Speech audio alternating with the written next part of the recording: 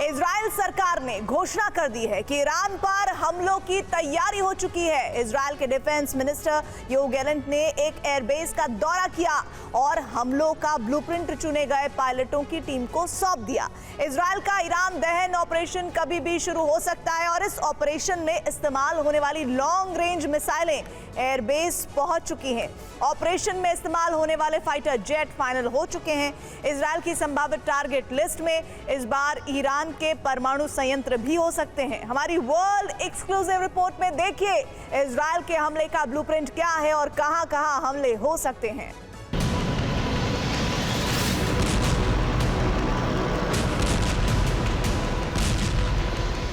Israel का national media बीते 3 हफ्ते से अपनी सरकार से सवाल पूछ रहा है कि इतिहास के सबसे भीषण मिसाइल हमले का प्रतिशोध कब पूरा होगा।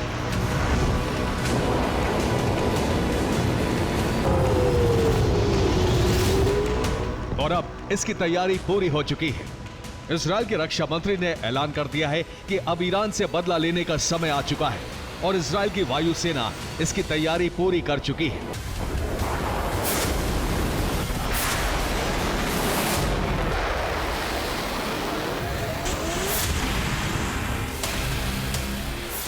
इजराइल में एक एयरबेस पर पहुंचे रक्षा मंत्री योआव गैलेंट ने कहा कि हमले की ऐसी तैयारी है जो आज तक किसी ने नहीं देखी।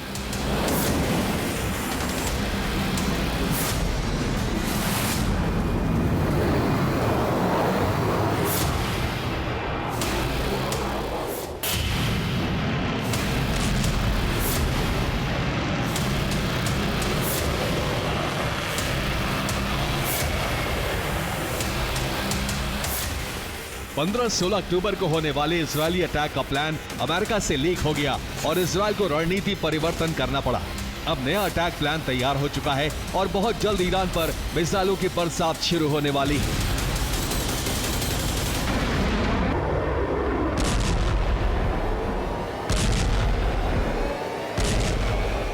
इजराइल के अटैक प्लान पर हम आपको आज टीवी9 पर सुपर एक्सक्लूसिव रिपोर्ट दिखाने वाले। इजराइल का अटैक प्लान 3 एयरबेस से शुरू होगा। ये एयरबेस हैं नेवातिम, रमात डेविड और रेमोन एयरबेस।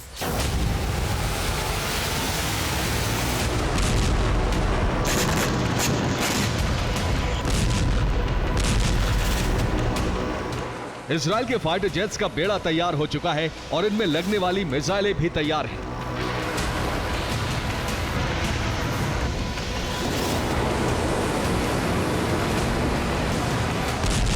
इजरायल ने मिसाइलों का पहला बेड़ा अपने सबसे बड़े बेस नेवातिम एयरबेस पर तैनात किया है। यहां 50 से ज्यादा मिसाइलें स्टोर की गई हैं। दूसरे एयरबेस है रमात डेविड और रेमोन एयरबेस, जहां 20 से ज्यादा मिसाइलें स्टोर की गई हैं जो फाइटर जेट्स पर लोड होने वाली हैं।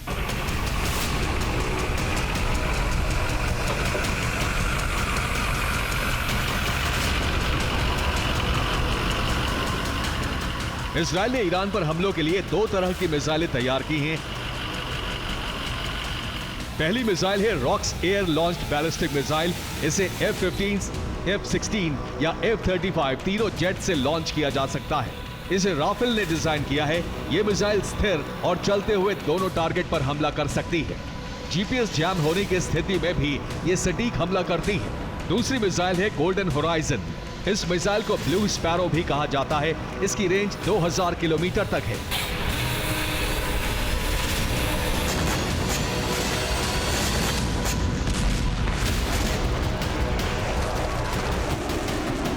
इन मिसाइलों को ईरान पर हमले के लिए तैयार कर दिया गया है। इसके साथ ही इजरायली वायुसेना का बेड़ा भी हमलों के लिए तैयार है।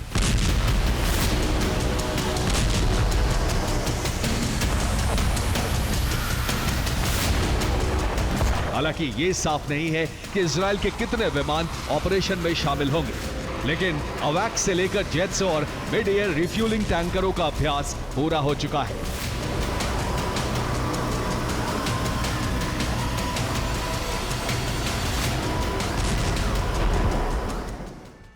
इजराइल का तेहरान दहन प्लान तैयार हो गया है और फ्लाइंग फॉर्मेशन साथ ही ऑपरेशन में शामिल होने वाले एयरक्राफ्ट फाइनल हो चुके हैं और इनमें शामिल है इजरायली वायुसेना के F-15, F-16 और F-35 फाइटर जेट्स। इन तीनों जेट्स के काफिले के साथ इजरायली वायुसेना के K-707 फ्यूल टैंकर भी उड़ान भरेंगे और इस काफिले में वायुसेना के G550 गल्फ स्ट्रीम अवॉक्स यानी airborne early warning and control aircraft भी शामिल होंगे। यही बेड़ा ईरान पर हमला करने के लिए रवाना होगा। रिपोर्ट है कि F-15 फाइटर जेट से रॉक्स ALBM यानी एयर लॉन्च्ड बैलिस्टिक मिसाइलें फायर की जाएंगी। इस एक जेट पर 4 रॉक्स मिसाइलें लोड हो सकती हैं। F-16 जेट पर भी रॉक्स मिसाइलें लोड की गई हैं। F-15 की तरह इसकी क्षमता भी 4 रॉक्स मिसाइलें ले जाने की है। इजरायली वायुसेना के सबसे आधुनिक जेट F-35 पर golden horizon air launched ballistic मिसाइलें लोड होने की रिपोर्ट है। एक F-35 पर भी एक बार में 4 गोल्डन होराइजन मिसाइलें लोड हो सकती हैं। इस काफिले में KC-707 नाम के 3 ऑयल टैंकर भी शामिल होंगे। जरूरत पड़ने पर ये फ्यूल जेट्स जो फ्यूल टैंकर जेट्स हैं और अवॉक्स में मिड एयर रिफ्यूलिंग करेंगे। इजरायली वायुसेना ने 3 दिन पहले इस हमले और रिफ्यूलिंग का अभ्यास पूरा किया है। इस काफिले के साथ G550 अवॉक्स भी होगा और इसे इजराइल में गल्फ स्ट्रीम अवॉक्स कहा जाता है।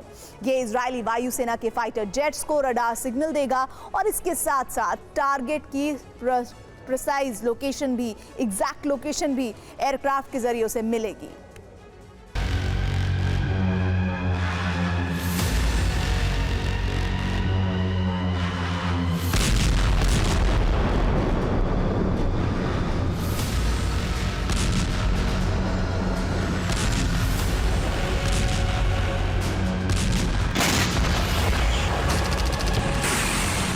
इजरायली वायुसेना का ये बेड़ा ईरान पर हमले की तैयारी पूरी कर चुका है और इसके टारगेट पर ईरान की ऑयल रिफाइनरी और इसके साथ परमाणु संयंत्र भी हो सकती है।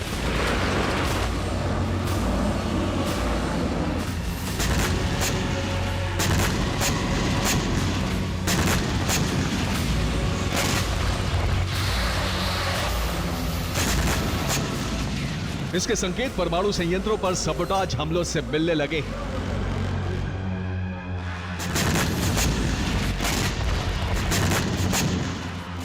चौबीस अक्टूबर को ही ईरान खराज परमाणु संयंत्र में आग लग गई। आशंका ये जताई गई कि इस सबोटाज हमले के पीछे इजराइल हो सकता है।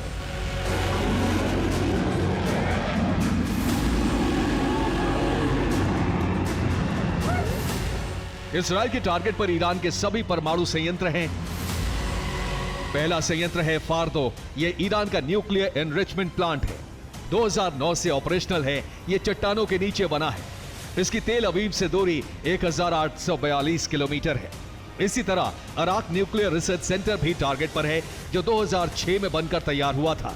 यहां रेडियो आइसोटोप प्रोडक्शन होता है, जबकि नतांज न्यूक्लियर एनरिचमेंट प्लांट है, जो 2004 से ऑपरेशनल है। ये एक अंडरग्राउंड प्लांट है। इसकी तेल अवीव से दूरी 2027 किलोमीटर है। इस्फहान न्यूक्लियर रिसर्च सेंटर चीन के सहयोग से बना है। इसमें 3000 से ज्यादा साइंटिस्ट काम करते हैं। इजराइल यहां भी हमला कर सकता है। आगे बुशहर न्यूक्लियर पावर प्लांट है, जो रूस के सहयोग से बना है। 2010 से ऑपरेशनल है। इसकी तेल अवीव से दूरी 2072 किलोमीटर है।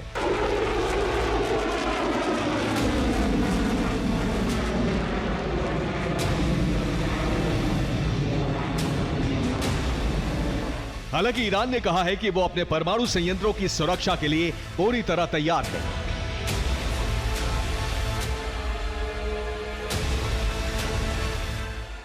AEOI यानी atomic energy organisation of Iran के प्रमुख मोहम्मद इस्लामी ने कहा है कि ईरान पर दुश्मन हमेशा से खतरा रहा है, लेकिन हमारे सुरक्षा प्रबंध किसी भी हमले से निपटने को तैयार हैं।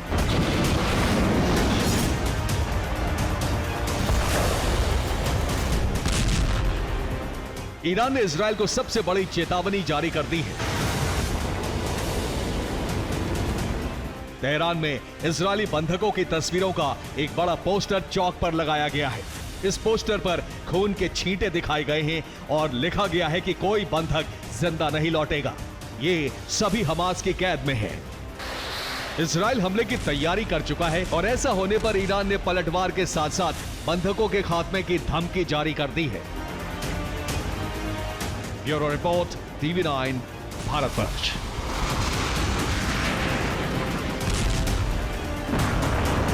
बड़ी खबर इस वक्त मिल रही है। आईडीएफ की एयर स्ट्राइक में हिजबुल्लाह का कमांड सेंटर खाक हुआ है। लितानी नदी के पास अंडरग्राउंड बेस पर हमला किया गया है। रादवान फोर्स के ठिकाने पर गिराया है बंकर बस्टर बम।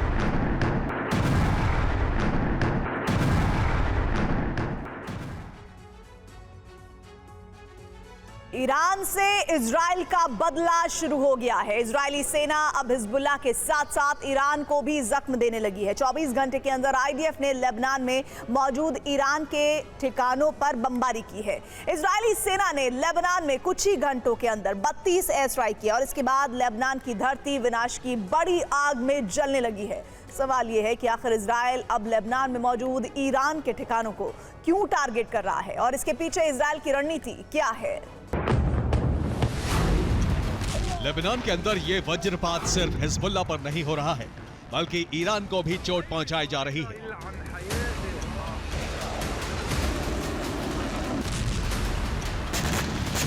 इजराइल की टारगेट पर ईरान के वो ठिकाने हैं जो बेरूत समेत पूरे लेबनान में मौजूद हैं। ईरान जिन ठिकानों के जरिए हिजबुल्लाह की मदद करता है, अब इजराइल ने उसे भी समतल करना शुरू कर दिया है।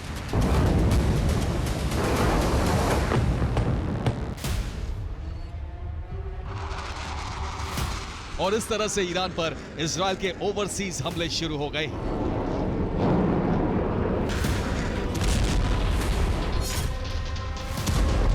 बीती रात इजराइल ने लेबनान के बहुत बड़े भूभाग में अब तक का सबसे बड़ा हमला किया।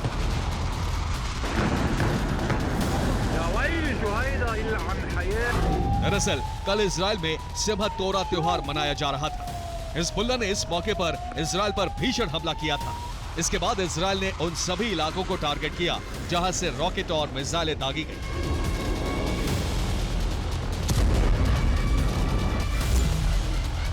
इजराइल ने लेबनान के कफ्र किला से हिजबुल्लाह की रॉकेट लॉन्च साइट को नष्ट कर दिया।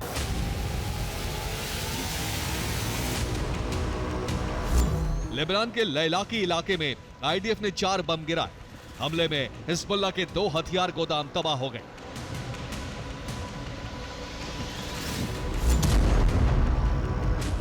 दक्षिणी लेबनान के तायर में इजराइल ने हिजबुल्लाह की कमांड पोस्ट को ध्वस्त कर दिया।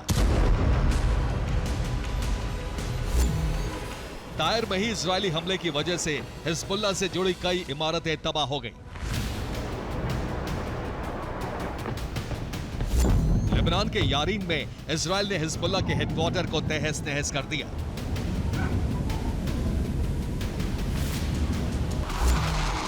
इजराइल ने सबसे खतरनाक और भयावह हमला लेबनान की राजधानी बेरूत में किया।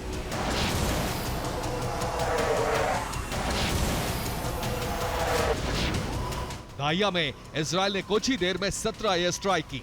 हमले की वजह से कई इमारतें पूरी तरह से तबाह हो गई। हमले में न सिर्फ हिजबुल्लाह के ठिकाने ध्वस्त हो गए, बल्कि उसके कई लड़ाके मारे गए। इजरायली सेना ने सिर्फ हिजबुल्लाह को ही जख्म नहीं दिया, बल्कि ईरान पर भी बारूदी चोट की। इजरायल ने पहली बार लेबनान में मौजूद ईरानी ठिकानों पर हवाई हमले किए।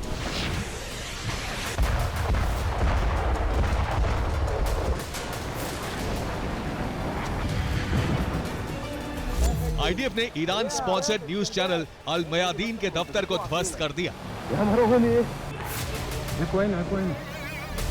इससे पहले इजरायल ने अल मनार टीवी के दफ्तर को तबाह किया था। दोनों ही हिजबुल्लाह समर्थक मीडिया हाउस हैं, उन्हें फंड ईरान देता है। यही वजह है कि इजरायल ने इन्हें टारगेट किया। इजरायल ने अल मायादीन के दफ्तर के पास ही मौजूद ईरानी दूतावास पर भी हमला किया। हमले में ईरानी दूतावास की इमारत को नुकसान पहुंचा है।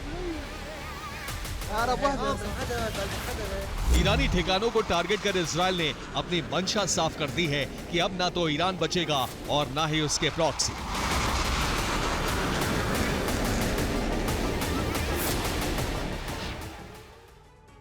इजरायली सेना ने सिर्फ लेबनान की राजधानी बैरूत में 32 एयर स्ट्राइक की। बैरूत में अलग अलग जगहों पर हुए हमले में 19 इमारतें ध्वस्त हो गई। हिजबुल्लाह के 14 ठिकाने मलबे में तब्दील हो गए। इजरायली सेना ने हिजबुल्लाह की 17 रॉकेट लॉन्च साइट को जलाने का दावा किया है और इतना ही नहीं, हिजबुल्लाह के 11 हथियार गोदामों को भी भस्म कर दिया गया। बैरूत में इजरायल ने पहली बार ईरान के ठिकानों को टारगेट किया। ईरान के ठिकानों पर आईडीएफ ने 3 एयर स्ट्राइक की। पहला हमला हिजबुल्लाह समर्थक और ईरानी फंडिंग से चलने वाले अल मयादीन न्यूज चैनल के दफ्तर पर हुआ। अल मयादीन के ऑफिस के बगल में ही ईरान का दूतावास मौजूद था। इजरायल ने इस पर भी बम वर्षा की। जोरदार धमाके की वजह से न सिर्फ अल मयादीन का दफ्तर बर्बाद हो गया, बल्कि ईरानी दूतावास की इमारत को भी नुकसान पहुंचा।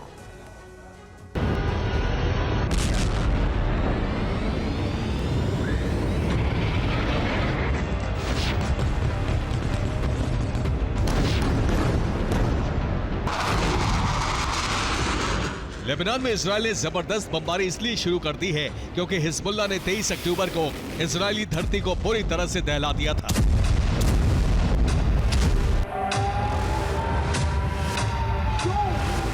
तेईस अक्टूबर को इजरायल के लोग सिमखात तोरा त्योहार मना रहे थे। हिजबुल्लाह ने इजरायली धरती पर इसी त्योहार के दिन विनाश की बरसात कर दी।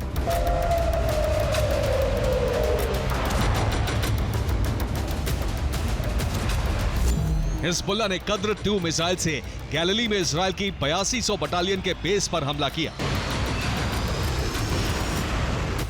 यह उसी हमले की तस्वीर है। वीडियो को हिजबुल्लाह ने जारी किया है। हिजबुल्लाह का दावा है कि विस्फोट में इजरायली बेस को बड़ा नुकसान पहुंचा है।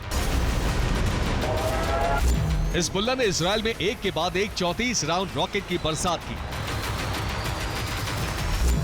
आईडीएफ के मुताबिक हिजबुल्लाह ने इजरायल में करीब 150 रॉकेट दागे।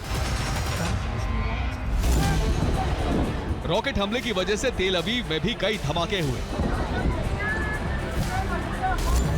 हिजबुल्लाह के हमलों के कारण हाइफा में विनाश की बड़ी आग भड़क गई।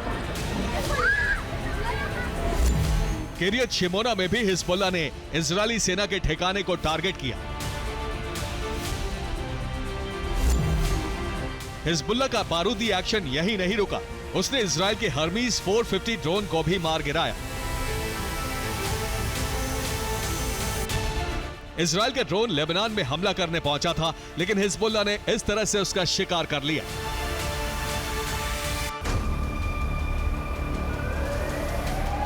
हिजबुल्लाह ने अब लेबनान से इजरायल के ग्राउंड ऑपरेशन को लेकर बड़ा दावा किया है। हिजबुल्लाह के मुताबिक जमीनी जंग में इजरायली सेना को बड़ा नुकसान पहुंच रहा है।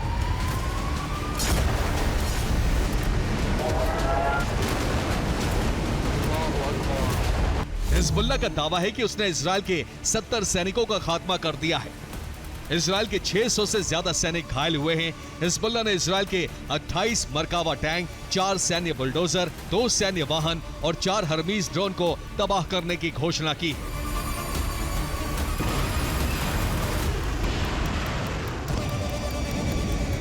इजरायली सेना को हो रहे इस नुकसान से कई संदेश निकल रहे हैं। पहला तो ये कि क्या हिजबुल्लाह अभी कमजोर नहीं हुआ है? क्या लेबनान में हिजबुल्लाह के लिए जंग लड़ने के लिए दूसरे देशों के लड़ाके सीरिया से दाखिल हो रहे हैं? ये सवाल इसलिए क्योंकि इजरायल का मानना है कि हिजबुल्लाह की टॉप लीडरशिप और कमांडर जिस तरह से खत्म हुए हैं, उसके बाद भी हिजबुल्लाह जंग लड़ने और हमला करने के काबिल नहीं बचा है। ऐसे में इस बात की संभावना बहुत ज्यादा है कि ईरान दूसरे संगठनों के लड़ाकों को हिजबुल्लाह की मदद के लिए लेबनान भेज रहा हो। शायद यही वजह है कि इजरायल ने वार्निंग के तौर पर ईरानी दूतावास पर बमबारी की है। Bureau report, TV9 Bharatvarsh. इस वक्त बड़ी खबर मिल रही है। दाहिया में इजरायल की भीषण बमबारी हुई है। हमले में एक 12 मंजिला इमारत को उड़ाया गया है। आईडीएफ का दावा है इमारत में हिज्ब का कमांड सेंटर था।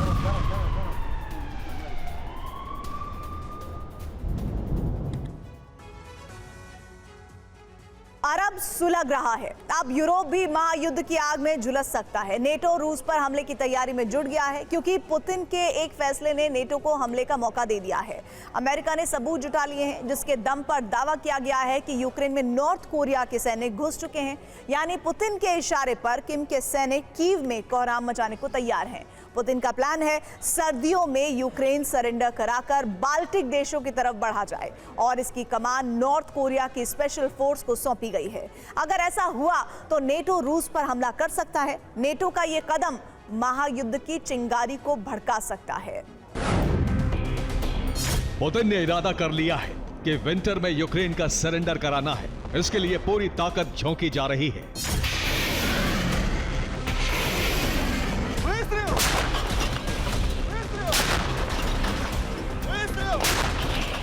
दो फ्रंट पर युद्ध लड़ा जा रहा है। एक तरफ रूसी सैनिक तेजी से कीव की तरफ बढ़ रहे हैं, जीतने वाले इलाकों में रूसी फ्लैग लगाते जा रहे हैं। दूसरी तरफ रूस की मदद के लिए नॉर्थ कोरिया ने अपने सैनिक यूक्रेन में उतार दिए हैं। यूक्रेनी सैनिकों के आत्मसमर्पण की कमान इन्हीं सैनिकों को सौंपी गई है।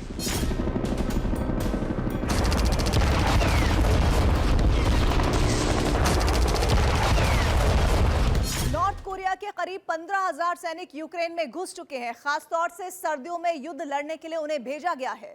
हालांकि नॉर्थ कोरिया के सैनिकों को लेकर अलग अलग दावा किया जा रहा है। पेंटागन के मुताबिक 3,000 सैनिक हैं, तो वहीं यूक्रेन के मुताबिक 25,000 का दावा किया जा रहा है।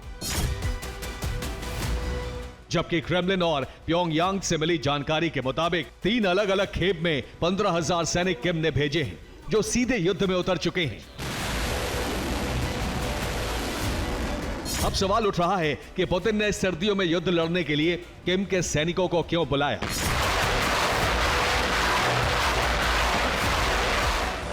कहा जा रहा है कि रूस उत्तर कोरिया के सैनिकों के जरिए सर्दियों में कीव की घेराबंदी करा रहा है, क्योंकि उत्तर कोरिया के सैनिक सर्दी और अर्बन वॉरफेयर के लिए खास तौर पर ट्रेंड हैं। इसके अलावा रूसी सेना काफी थकी हुई है, जो सर्दियों में लंबे समय तक कीव की घेराबंदी करने में फेल हो सकती है। इसलिए नॉर्थ कोरिया के सैनिकों को यह जिम्मा सौंपा गया है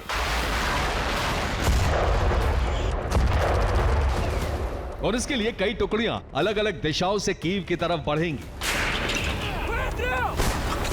अमेरिका की तरफ से बयान जारी होने के बाद यह साफ हो गया है कि नॉर्थ कोरिया ने सैनिक भेज दिए हैं। हालांकि इससे पहले साउथ कोरिया ने इसका ऐलान कर दिया था, साथ ही धमकी दी थी कि वो भी अपने सैनिक और हथियार भेजेगा। ऐसे में यूक्रेन में युद्ध का एक और फ्रंट खुलने का खतरा पैदा हो गया है। जबकि क्रेमलिन ने साउथ कोरिया के बयानों को प्रोपेगेंडा करार दिया है।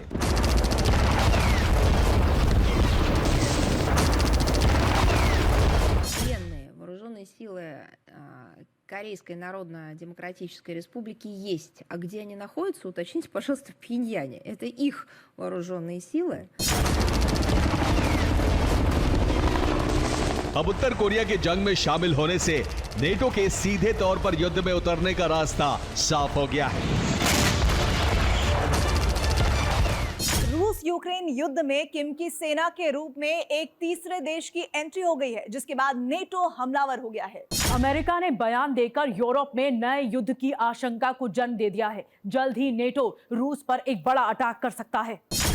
हालांकि यूक्रेन इस मुद्दे को काफी पहले से उठा रहा है। उधर रूस भी लंबे युद्ध की तैयारी में जुट गया है। इस बीच यूक्रेन ने पर्चे जारी कर उत्तर कोरिया के जवानों को सरेंडर का लालच दिया है। एक प्रिजन ऑफ वॉर का कैंप भी वीडियो में दिखाया है। यानी यूक्रेन चाहता है कि नॉर्थ कोरिया के सैनिक आत्मसमर्पण कर दें तो वो उनकी जान बख्श सकता है।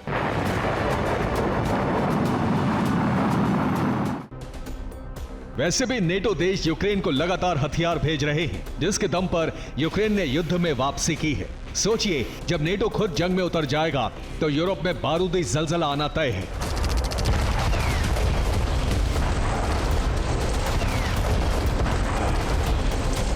क्योंकि नेटो ने रूस के पास पड़ने वाले देशों में अपने बेस बना लिए हैं, जिससे युद्ध की स्थिति में रूस पर तुरंत हमला किया जा सके।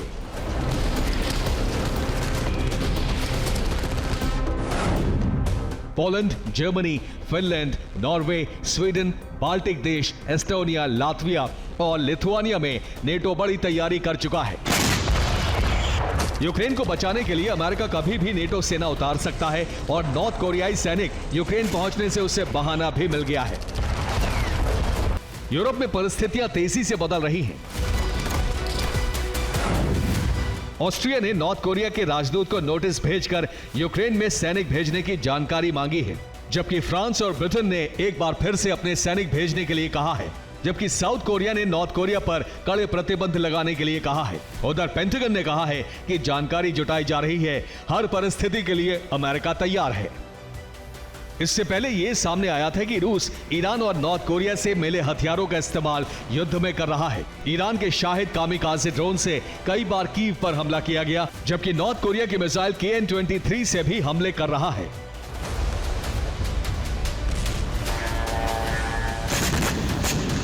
जिसके लिए नॉर्थ कोरिया ने अपने मिसाइल इंजीनियर भी रूस भेजे हैं, जिसमें से एक किम के करीबी मिसाइल इंजीनियर की तस्वीर भी सामने आई है, जिसका नाम है किम जोंग सिक।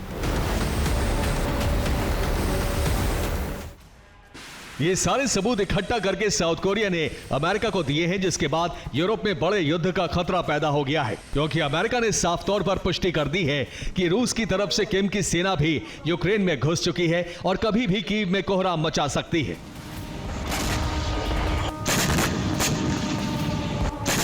ऐसा हुआ तो यूरोप में भीषण युद्ध शुरू हो जाएगा। अगर अमेरिका ने नॉर्थ कोरिया पर प्रतिबंध लगाए तो किम जोंग उन परमाणु हमला कर सकता है।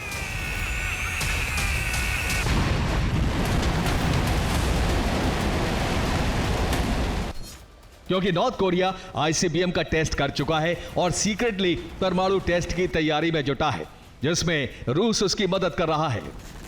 इससे सीधा संकेत मिल रहा है कि रूस यूक्रेन युद्ध अगर नेटो वर्सेस रूस में बदलता है तो उसमें कई और देश शामिल हो सकते हैं, लेकिन सबसे बड़ा खतरा किम को लेकर है, जो अमेरिका पर परमाणु हमले की धमकी कई बार दे चुका है। Bureau report, TV9 Bharatvarsh. Gaza में नरसंहार का नया और भयानक दौर शुरू हो गया है। नरसंहार का नया सेंटर बना है जबालिया। यहां इजराइल के भीषण हमले से बड़ा रक्तपात हो रहा है। इजराइल सिर्फ हमला ही नहीं कर रहा, बल्कि हमास के लड़ाकों, उसके समर्थकों की बड़े पैमाने पर गिरफ्तारी हो रही है। जान बचाने के लिए लोग जबालिया से भाग रहे हैं। जबालिया में इजराइल के खूनी ऑपरेशन से बढ़ के हमास ने गुरिल्ला हमले शुरू कर दिए हैं। गाजा में फिर से नया नरसंहार शुरू हो गया है।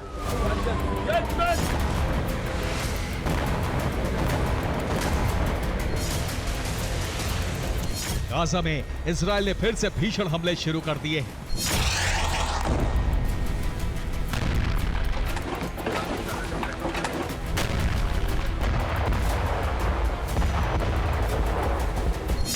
नेतन्याहू सेना ने गाजा में नए सिरे से तबाही मचानी शुरू कर दी।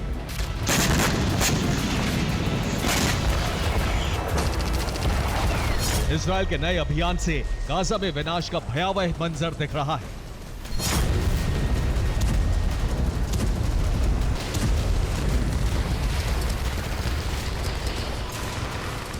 जबालिया नरसंहार के 5वें दिन इजराइल ने बड़े पैमाने पर गिरफ्तारी शुरू कर दी है। 24 घंटे के अंदर 1000 से ज्यादा लोग गिरफ्तार किए गए।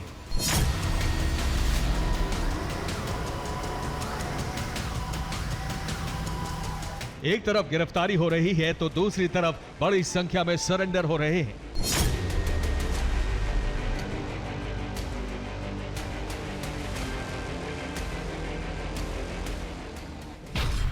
इजराइल की बमबारी में 19 दिनों के अंदर गाजा में 770 लोग मारे जा चुके हैं।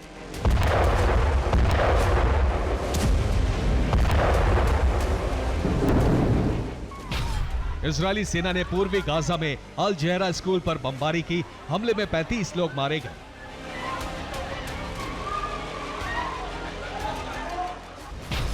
राफा में इजरायल की आर्टिलरी ने बहुत बड़ी तबाही मचाई है। आईडीएफ ने सेंट्रल गाजा में बमबारी कर कई इमारतों को धराशायी कर दिया।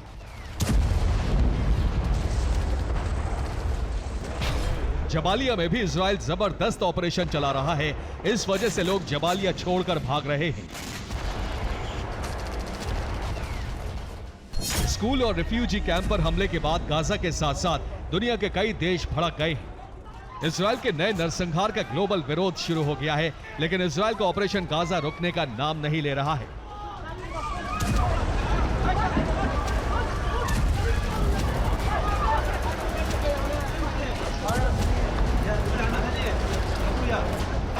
जबालिया में इजराइल के नरसंहार से क्रोधित हमास के लड़ाके जगह जगह इजरायली सेना पर छिपकर हमले कर रहे हैं।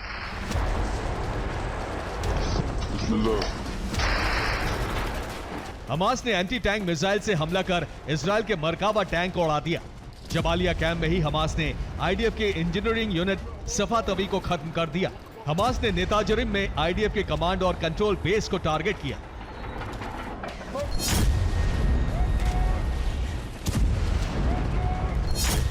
हमास के लड़ाके अब जिस तरह से छिपकर हमले कर रहे हैं, जिस तरह से इजरायली सेना को नुकसान पहुंचा रहे हैं, वो गाजा में इजराइल के रक्तपात का परिणाम है।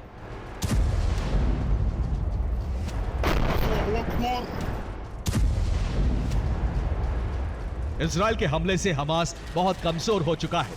उसके लड़ाके इजराइल से आमने सामने की जमीनी जंग नहीं लड़ पा रहे हैं, इसलिए अब हमास गुरिल्ला हमले कर रहा है। हमास का यह प्लान सफल भी हो रहा है, लेकिन सच यह है कि अब हमास के पास इतनी शक्ति नहीं बची है कि वो इजरायली सेना को रोक पाए। Bureau report, TV9 Bharatvarsh.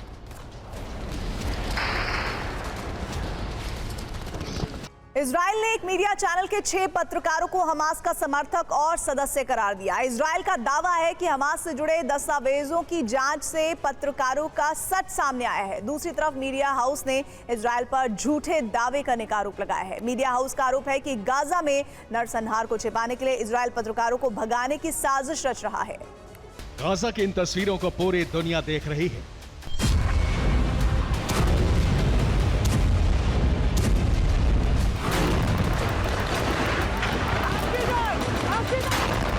कभी दुनिया ने इजरायली सेना की बहादुरी को देखा,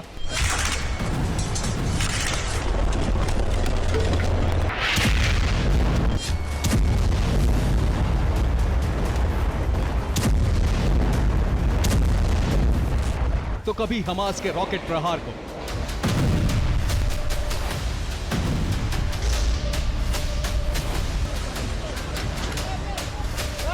एक तस्वीर गाजा के आम लोगों की भी आती है, जिनकी बेबसी और तकलीफों पर दुनिया फिक्र जताती है।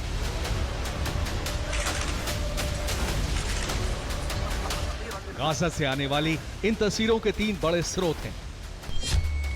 पहला, खुद इजरायली सेना जो वीडियो जारी करती है। दूसरा, हमास जो अपनी जांबाजी की तस्वीरें जारी करता है। और तीसरा स्रोत है मीडिया। इन 6 तस्वीरों को देखिए। सभी के जैकेट पर प्रेस लिखा है।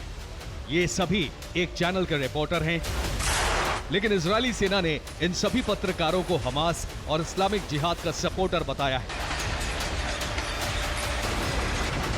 आईडीएफ ने गाजा में मिली खुफिया जानकारी और कई दस्तावेजों के हवाले से दावा किया है कि अल जजीरा नाम के चैनल के 6 पत्रकार हमास और इस्लामिक जिहाद से जुड़े हैं।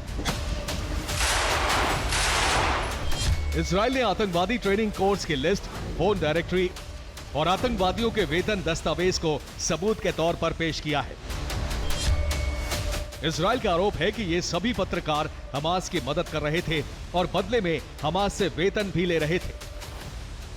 इजरायली सेना का दावा है कि 6 में से 4 पत्रकार हमास से जुड़े हैं, जबकि 2 पत्रकार इस्लामिक जिहाद के सदस्य हैं। इजराइल ने अनस जमाल को नुसरत बटालियन का सदस्य बताया है। इजराइल का दावा है कि अनस जमाल रॉकेट दस्ते का प्रमुख था। इजरायली सेना पर हमलों में शामिल भी रहा है। कतर की मीडिया हाउस ने इजराइल के आरोपों को झूठा करार दिया है और अपने पत्रकारों को निर्दोष बताया है। अल जजीरा नाम के चैनल ने दावा किया है इजराइल गाजा का सच दुनिया से छिपाना चाहता है।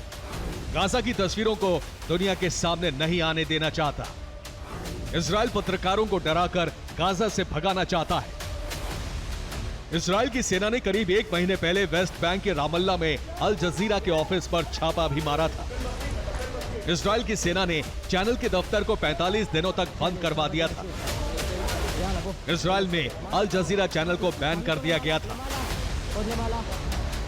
अगस्त में इजरायली सेना ने अल जजीरा के एक पत्रकार की हत्या कर दी थी, उसे भी हमास का सदस्य बताया गया था। Bureau report, TV9 Bharatvarsh. और तुर्की ने ऐलान किया है कि वो आतंकी हमला करने वाले PKK का खात्मा करके ही दम लेगा और इसके लिए इराक और सीरिया में कुर्द आतंकियों के ठिकानों पर भीषण बमबारी की जा रही है। एक दिन पहले कुर्द आतंकियों ने अंकारा के पास गोलीबारी की थी, जिसमें 5 लोग मारे गए थे और उसके कुछ घंटे बाद ही तुर्की ने बदला लेने का प्लान बनाया और उन तमाम जगहों पर हमले शुरू कर दिए जहां कुर्द आतंकी छुपे हो सकते हैं। तुर्कियों को दहलाने वाले कुर्द आतंकियों से बदला लेने में तुर्की ने कुछ घंटे ही लगाए और PKK यानी कुर्दिस्तान वर्कर्स पार्टी के ठिकानों पर ताबड़तोड़ हमले किए। ये उसी हमले की तस्वीरें हैं जिसमें फाइटर जेट से बम बरसाए गए। हमले के बाद कई ठिकाने पूरी तरह तबाह हो गए। 2 कमांड सेंटर में आग लग गई। एयर स्ट्राइक के अलावा MLRS से भी हमले किए गए जिन्होंने भीषण तबाही मचाई। कहा जा रहा है कई रिहायशी इलाकों में भी रॉकेट गिरे जिसमें 3 लोगों की मौत हो गई जबकि 10 से ज्यादा घायल हो गए। कोबानी घाटी कुर्द आतंकियों का गढ़ कहा जाता है, जहां तुर्की ने सबसे ज्यादा हमले किए। कोबानी अलेप्पो के उत्तर में पड़ता है, यहीं पर PKK का हेडक्वार्टर भी है। इसके अलावा इराक और सीरिया में PKK के ठिकानों पर बम बरसाए गए। 32 से ज्यादा ठिकानों पर हमले का दावा किया जा रहा है। सीरिया के रिफात में सबसे ज्यादा तबाही हुई है। इसके अलावा इराक में 10 से ज्यादा हमले किए गए। इस हमले को लेकर तुर्की जबरदस्त गुस्से में है। तुर्की के प्रेसिडेंट एर्दोआन ने कहा है, तुर्की पर हमला करने वाले तीनों आतंकी मार गिराए हैं। PKK पर जवाबी हमला शुरू हो चुका है। यह तब तक होता रहेगा जब तक एक भी PKK का आतंकी मारा नहीं जाता। दरअसल PKK तुर्की से अलग कुर्दिस्तान देश की मांग करता है, जिसमें इराक, सीरिया और तुर्की के कुछ हिस्से शामिल हैं। PKK को 1978 में अब्दुल ओकलान ने बनाया था, जो कुर्द लोगों के लिए अलग देश की मांग करता आया है। 1984 से PKK का आंदोलन हिंसक हो उठा और तुर्की पर हमले शुरू कर दिए।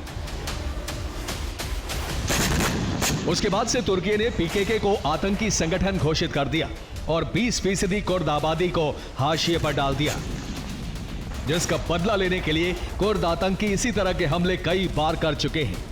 जैसे हमले से एक दिन पहले अंकारा के पास एक डिफेंस फैक्ट्री पर हमला किया था। Bureau report, TV9 Bharatvarsh.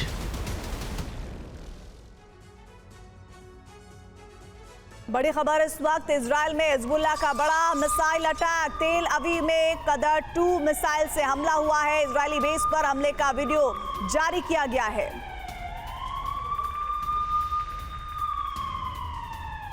एक बार फिर से आपको बता दें, इजराइल में हिजबुल्लाह का बड़ा मिसाइल अटैक। तेल अवीव में कदर 2 मिसाइल से यह हमला हुआ है।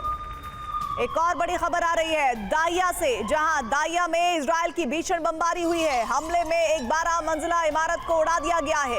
IDF का दावा है इमारत में हिज्ब का कमांड सेंटर था।